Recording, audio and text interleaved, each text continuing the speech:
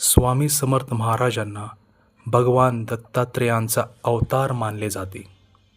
ते 1856 साली अक्कलकोट येथे प्रकट झाले आणि येथे सुमारे 22 वर्ष वास्तव्य केले.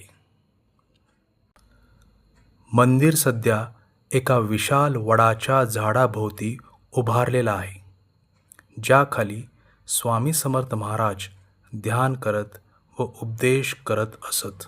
30 एप्रिल 1878 रोजी स्वामी समर्थ महाराजांनी महासमाधी घेतली आणि त्यांच्या प्रमुख शिष्य चोळप्पा यांच्या घराजवळ त्यांची समाधी स्थित आहे.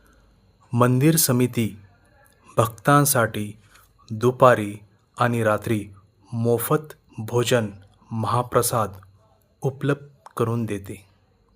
मोठ्या उत्सवात येथे लाखो भक्तांचा समावेश होतो. स्वामी समर्थ प्रकट दिन, पुण्यतिथी, गुरुपौर्णिमा आणि दत्त जयंती या प्रमुख धार्मिक उत्सवासाठी खास सजावट आणि विधी आयोजित होतात.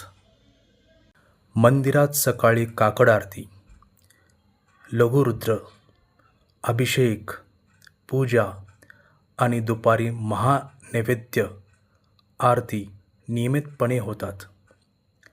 रोज रात्री 8 वाजता अंतिम आरती होते.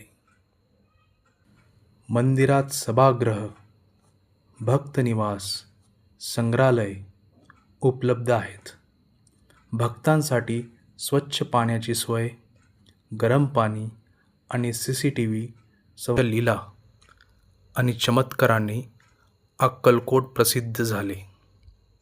येथे अनेक भक्तांच्या संकटाचे निराकरण करून दिले जाते आणि भक्तांना मानसिक आणि आध्यात्मिक. मंदिर सामाजिक कार्यामध्ये सक्रिय आहे, जसे की मोफत जेवण, शिक्षण व वैद्यकीय सेवा, ज्यामुळे स्वामी समर्थांचा वारसा भक्कम राहतो.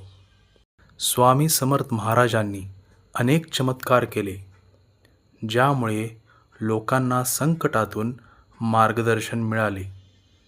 या चमत्काराचा अनुभव आजही भक्तांना येतो. स्वामी समर्थांनी दिलेले प्रसिद्ध दिलासा देणारे वचन, भिवू नकोस, मी तुझ्या पाठीशी आहे, भक्तांना संकटात धैर्य आणि मानसिक बळ देते.